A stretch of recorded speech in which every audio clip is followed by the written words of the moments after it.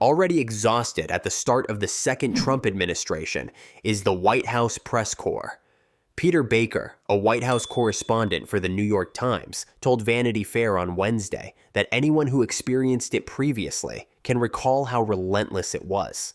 It eventually sort of takes over your life and becomes all-consuming. It wears you down. Baker added that you have to expect that covering a big story is, by definition, taxing because it's important. Reporters noted and shared that with President-elect's quick announcements of cabinet nominations and policies, Trump was already starting a busy news cycle. According to Baker, everybody's exhausted, and he hasn't even taken office thus far.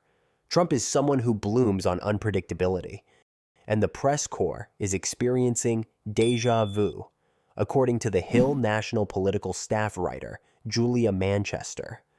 Manchester stated that with the cabinet choices and this transition, it was straight into the fire. Moreover, she believes that the nation as a whole was feeling exhausted, aside from the press corps. There's behind-the-scenes drama and intrigue no matter where Donald Trump goes, what he does, as concurred by Meredith McGraw, national political correspondent at Politico.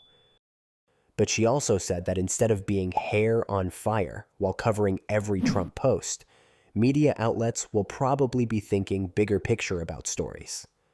On the other hand, Baker said that news media will also need to realize that they're not going to jump on every single stray voltage that hails out of his phone. Some of the reporters uttered fear that they would be expelled from the briefing room completely due to Trump's continuous conflicts with the media outlets. Baker stated that if Trump kicks media out of the White House briefing room, then fine, they'll still cover from the outside. He added they'll accept the challenge as it develops, but he doesn't contemplate they're going to shrink from this development if happens.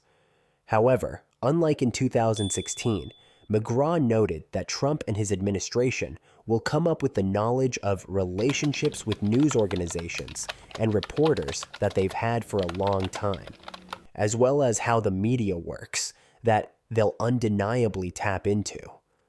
All is that they have to distinguish that this time Donald J. Trump is a different, more experienced person at turning the levers of power than he was during his first tenure, according to Baker.